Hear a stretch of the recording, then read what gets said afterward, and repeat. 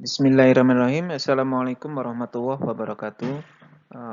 Teman-teman mahasiswa, kali ini kita akan bahas tentang distribute lag model.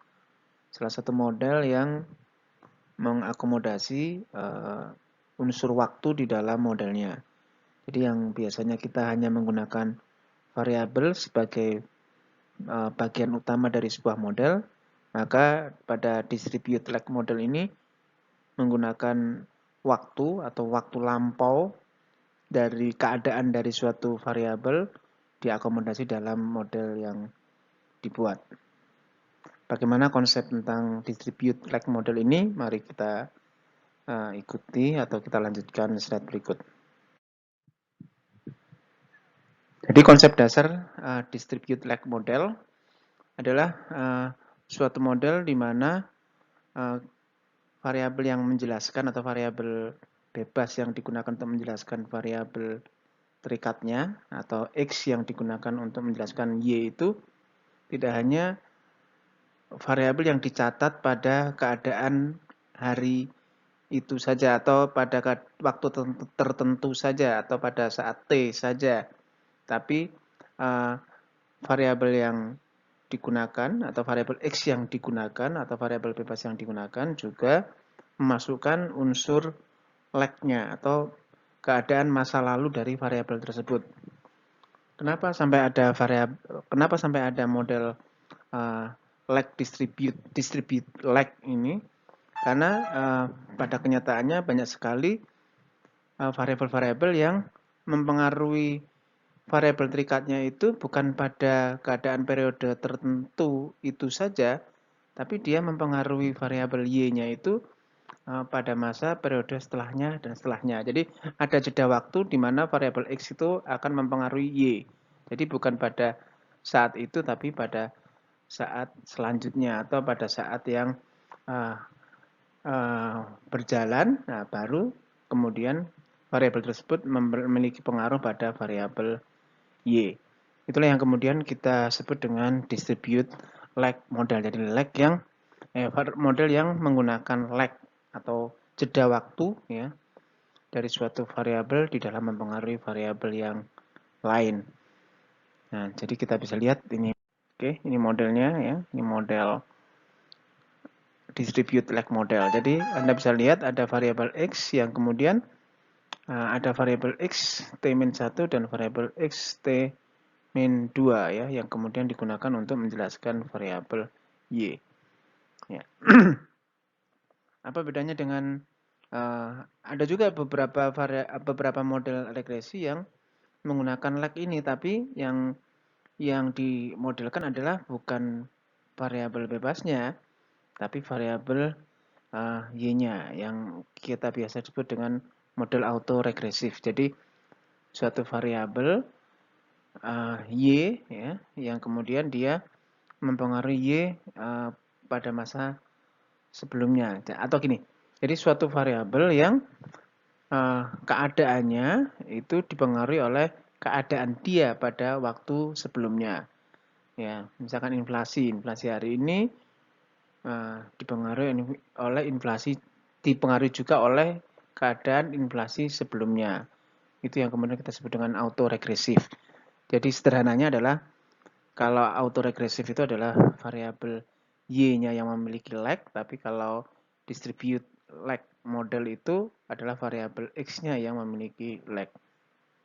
Jadi sederhananya konsep distribute lag model itu seperti itu dan bedanya dengan model autoregresif itu seperti itu.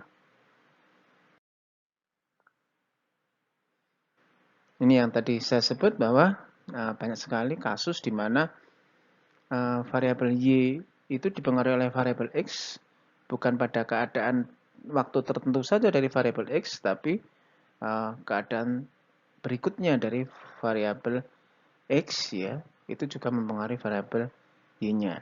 Ya.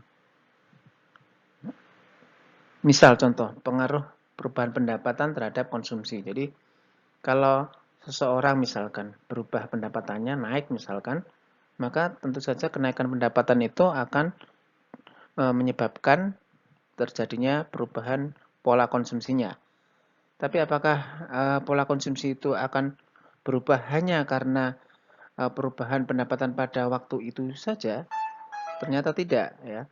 Seiring berjalannya waktu, maka pengaruh dari kenaikan pendapatan itu juga mempengaruhi pola konsumsi setelah beberapa waktu berubah pendapatannya itu. Jadi misalkan pendapatannya tahun sekarang, maka tahun ke depan, tahun berikutnya itu terjadi juga perubahan konsumsi yang disebabkan oleh perubahan pendapatan. Jadi bukan hanya pas pada waktu di mana kenaikan pendapatan itu terjadi, tapi juga pada tahun-tahun setelahnya pendapatan itu terjadi kenaikan. Dan kasus-kasus yang lain yang semisal dengan itu.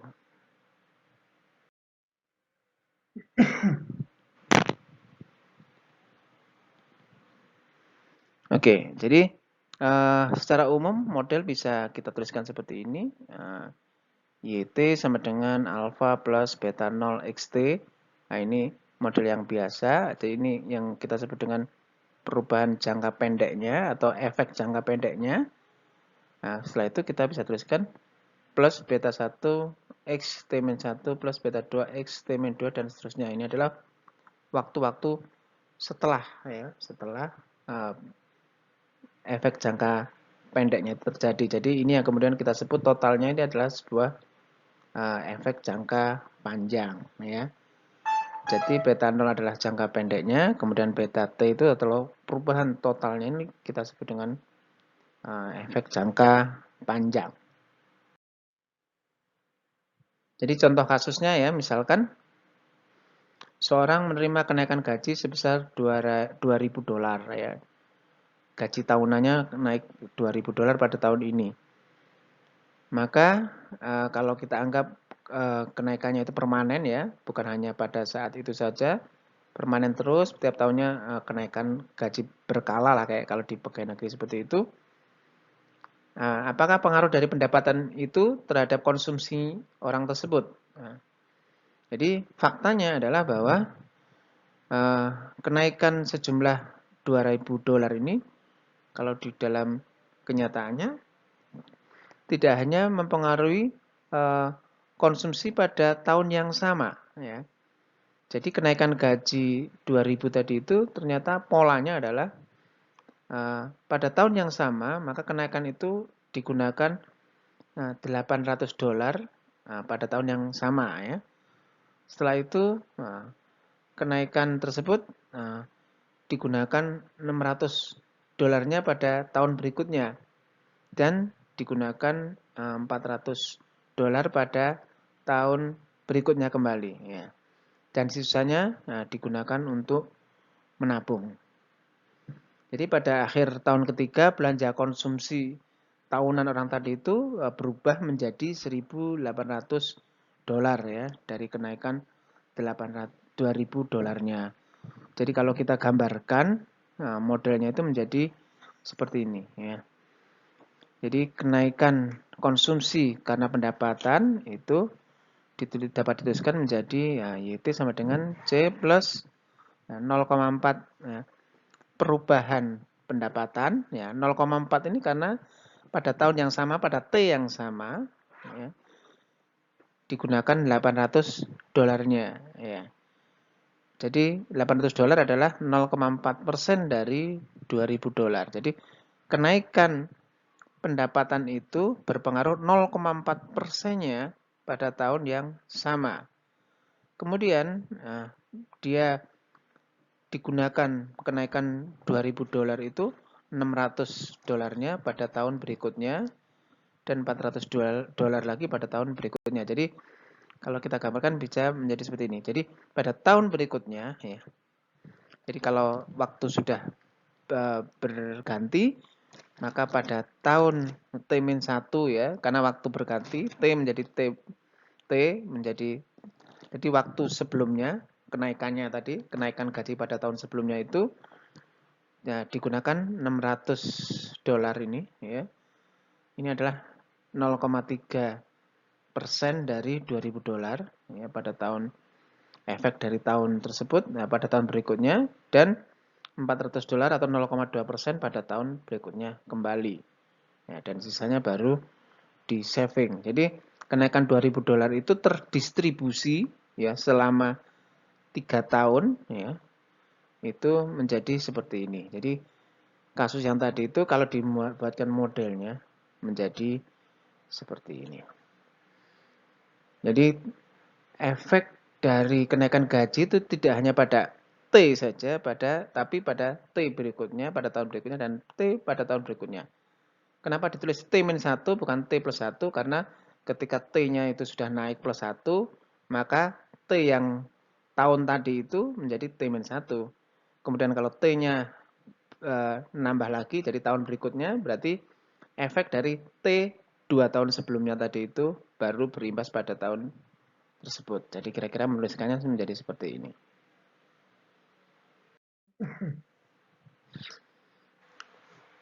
Jadi dari contoh kasus tadi itu kita bisa memperoleh MPC-nya, jadi marginal propensity to consume ya. Jadi keinginan untuk mengkonsumsi itu terdistribusi menjadi seperti ini. Ya, pada jangka pendek, pada tahun yang sama perubahan tersebut itu hanya berimbas atau berefek 0,4%-nya saja ya. 0,4% saja kecenderungan untuk mengkonsumsi. Sedangkan jangka panjangnya adalah total dari keseluruhannya menjadi 0,9. Ya, jadi kenaikan pendapatan itu dalam jangka panjang memberikan efek 0,9% dari kenaikan pendapatan tersebut terhadap konsumsi. 0,1%-nya untuk saving. Jadi kira-kira seperti itu membacanya. Jadi kalau dibaca dalam bentuk model seperti ini, berarti kenaikan pendapatan ya sebesar 1%, ya, XT-nya itu naik 1% atau $1, maka akan memberikan impact atau memberikan efek pada konsumsinya sebesar $0,4 atau 0,4% kalau kita menggunakan persen pada tahun yang sama. Kemudian 0,3% pada tahun berikutnya dan 0,2% pada tahun berikutnya. Jadi kira-kira seperti itu. Ada banyak alasan mengapa menggunakan model lag ya, model distribute lag. Jadi ada paling tidak ada 3 alasan ya. Jadi memang pada kenyataannya memang nggak bisa kita melihat bahwa kenaikan pendapatan tadi seperti contoh kasus tadi itu hanya mempengaruhi konsumsi pada tahun yang sama, ya, sehingga memang harus dimodelkan tidak dalam bentuk model yang biasa, tapi menggunakan model yang pengaruhnya itu terdistribusi, kebiasaannya terdistribusi pada beberapa periode waktu, bukan hanya pada satu waktu saja. Nah, dan juga ada beberapa alasan lain yang menyebabkan atau yang biasanya dipakai sebagai alasan kenapa suatu kasus itu dimodelkan dalam model distribute lag. Ya. Kita lanjutkan. Oke, bagaimana dengan estimasi parameter modelnya? Sebenarnya secara sederhana kita masih bisa menggunakan OLS, ya, ordinary least square, untuk mengestimasi parameter modelnya. Walaupun nanti ada beberapa penyesuaian. Jadi kalau di dalam model ini, estimasi model menggunakan OLS, tapi nanti caranya adalah secara bertahap. Ya. Ini kalau kita mengacu pada contoh tadi, kira-kira seperti ini ya. Jadi tahap pertama kita buatkan model hanya pada periode yang sama, T-nya sama. Nanti kita lihat apakah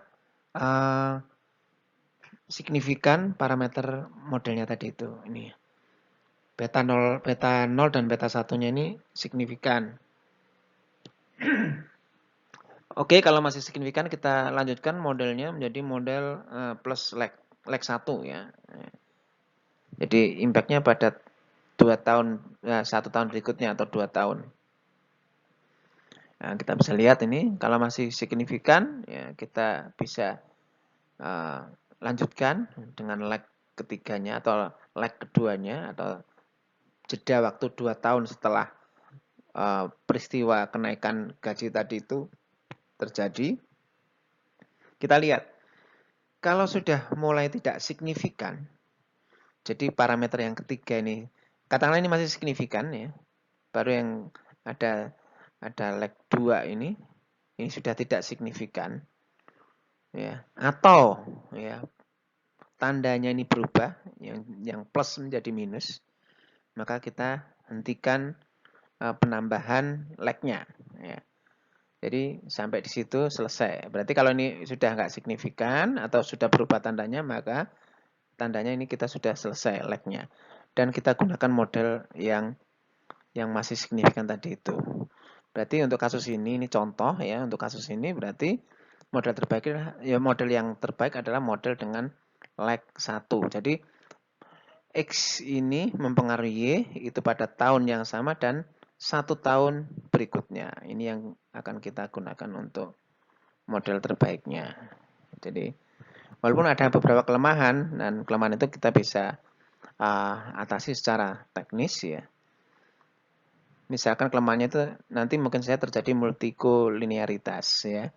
Kenapa berpotensi terjadi multikolinearitas? Karena memang variabel bebasnya atau X-nya ini ya, menggunakan X yang sama hanya pada periode yang berbeda, sehingga kemungkinan terjadinya multikolinearitas sangat besar sekali.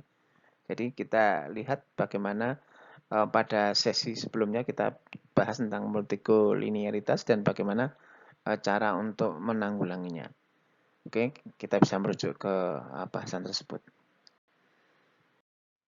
Ini pendekatan lain, beberapa cara atau pendekatan lain yang kita bisa gunakan untuk mengestimasi dari parameter model supaya kelemahan-kelemahan yang terjadi kalau kita menggunakan pendekatan sederhananya terjadi masalah ya. Tapi kita tidak akan bahas pada kesempatan kali ini karena cukup panjang pembahasannya.